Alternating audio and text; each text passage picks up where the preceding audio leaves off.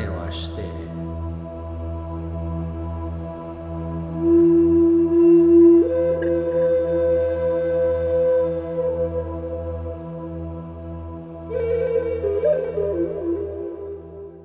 For the House of Tears carvers, totem poles are more than masterful works of art.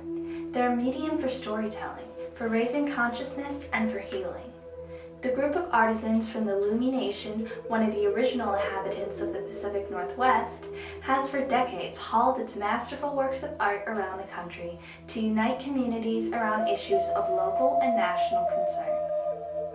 This year, they're taking a 25-foot, 400-year-old, 5,000-pound totem pole carved from western red cedar all the way to the nation's capital. Organizers are calling the journey the Red Road to D.C., a 2-week national tour that began July 14th in Bellingham, Washington, and culminated in Washington, D.C. at the Smtihsonian Museum. Along the way, the House of Tears carvers stopped with the totem pole at a number of sites sacred to Indigenous peoples. Their goal: to protect those sacred sites from the existential threats of the climate crisis and extractive industries, and to ensure tribal nations have a seat at the table when decisions affecting them are made. From the Washington Post, for Master Carver Jewell Praying Wolf James, a Lummi Nation citizen, the totem pole is a reminder of the promises that were made to the first peoples of this land and waters. He said he hopes that people will share in their responsibility to safeguard the sacred sources of life, earth, water, and sky. Judith LeBlanc, director of the Native Organizers Alliance, said she hopes the White House will create a whole new reset with tribal nations by bringing us to the table to not just consult, but to come up with solutions to protect land and water resources on sites sacred to Native Americans. Master carver Jewell James explained how each figure and symbol on the pole gives nod to specific Native American cosmologies and tribal connections that span beyond the Canadian and Mexican border. Rich with symbols, the pole includes Chinook salmon at risk of extinction, a wolf, a bear, an eagle, and 7 tears, a reference to 7 generations of trauma passed on from colonialism. Additionally, the pole includes an image of a child in jail, in reference to the U.S.-Mexico border issues and the bloodline of their people seeking entry into a country where their family has historical ties and once occupied. Working on totem poles opens up a path to the spirit. It is my hope that the pole will transmit that spirit to Washington, D.C. and allow the Washington administration to follow through on their treaty obligations. We hope by bringing this totem pole to Washington, D.C., we will also awaken the sacred commitment the United States has to the Native American nations. Master Carver Jewell Praying Wolf James. On July 27, 2021, the Lummi Nation representatives and the 25-foot totem pole arrived in Mackinaw City, Michigan, along the Native American, the Straits of Mackinac. The Straits of Mackinac connect Lakes Michigan and Huron and are sacred waters for the Bay Mills Indian community and other tribal nations in the area. The Bay Mills Indian community has been fighting the existing Line 5 Enbridge oil pipeline, as well as a plan to build a new pipeline tunnel under the Straits of Mackinac.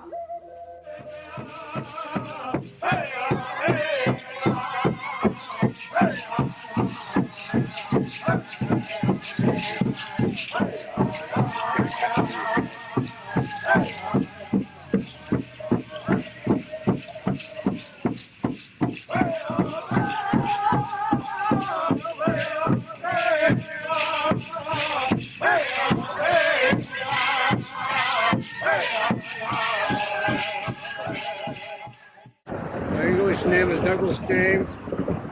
Installa Siamel.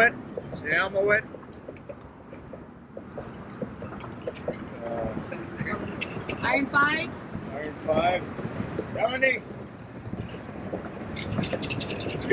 We got a core group that's been traveling since when we turned to the West Coast. So we've been on the road for quite some time, touching down on sacred sites and meeting with a lot of beautiful people. Everywhere we went with open hearts, we come together and shared some good meals together, you know, and listened to the hearts of the people that we crossed paths with. But the sacred sites are what were important, and that's where we were trying to touch down on these sacred sites to bring recognition, you know, that this is all we got left. If we allow this to be taken away from us, we will lose what we can to pass down to our children. Bonjour, Iwaka Jiganishnakas, Makwa Magizi and Totem, Bawating and Donchaba, Anishinaabe, Ojibwe, Odawa, Otawatami, and Dow. I have a loud voice because I have 16 siblings, so I know how to prevent. And they all vote for me.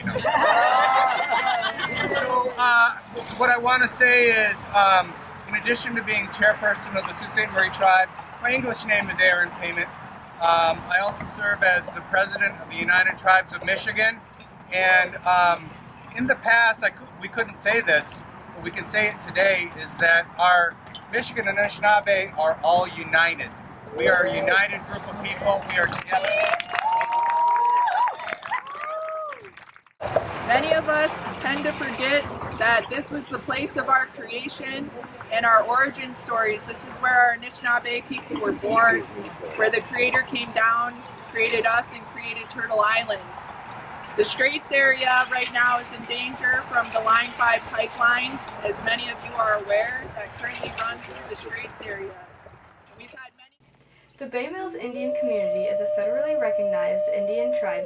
The Bay Mills Indian Community is the recognized successor to the Sault Ste. Marie area bands, who signed the Treaty of March 28, 1836, which reserved the perpetual right to fish, hunt, and gather in the land and waters of the state of Michigan, including the waters of Lake Superior, Huron, and Michigan, and the Straits of Mackinac.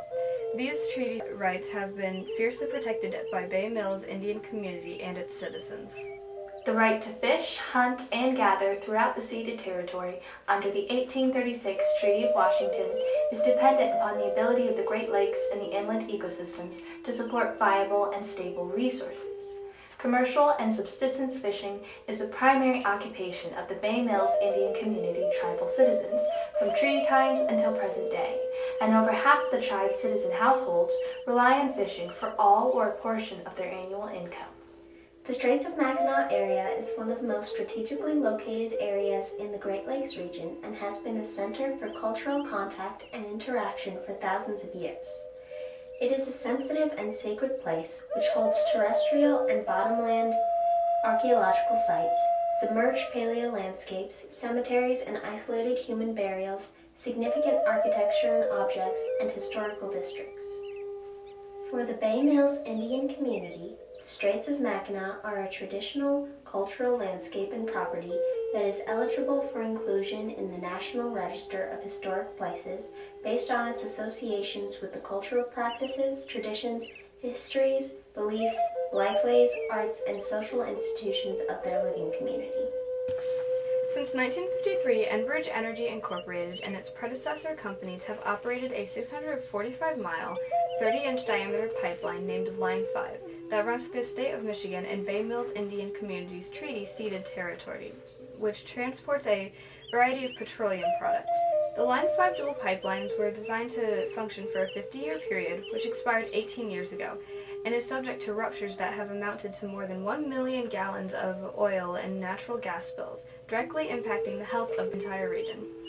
The Environmental Protection Agency has fined Enbridge Energy Incorporated $6.5 million for failure to maintain and repair the Lakehead pipeline system. Continued operation of Line 5 dual pipelines will ultimately result in rupture of the pipeline, causing catastrophic damage to the lands and waters near the Straits of Mackinac, destruction of the tribal nations' treaty rights, and harm the people who depend on the Great Lakes for their economic livelihood, their quality of life, their cultural well-being, and their very existence. A repeat offender of U.S. environmental regulations, Enbridge was responsible for the largest inland oil spill in 2010 in Michigan's Kalamazoo River, which resulted in nearly 1 million gallons of oil being released into Michigan's waterways. The Anishinaabe people of Bay Mills say life as we know it today began in the Straits of Mackinac and is considered a very sacred space. The area remains integral to daily practices of cultural lifeways and is full of historic and archaeological sites. From time immemorial to today, communities, local businesses, and tribal members depend on the abundant fish and wildlife in the Straits of Mackinac. Commercial and subsistence fishing and hunting continue to provide economic survival for the majority of tribal members. In the 1950s, without tribal consultation nor seeking public input, the state of Michigan granted Enbridge a lease and permission to build the original Line 5 dual pipeline in spite of the risk of oil spills in the Great Lakes. In 2021, Enbridge seeks to build a tunnel to house a new segment of the Line 5 oil pipeline to continue transporting non-consumer oil and gas products from one part of Canada to another with little financial benefit to local residents.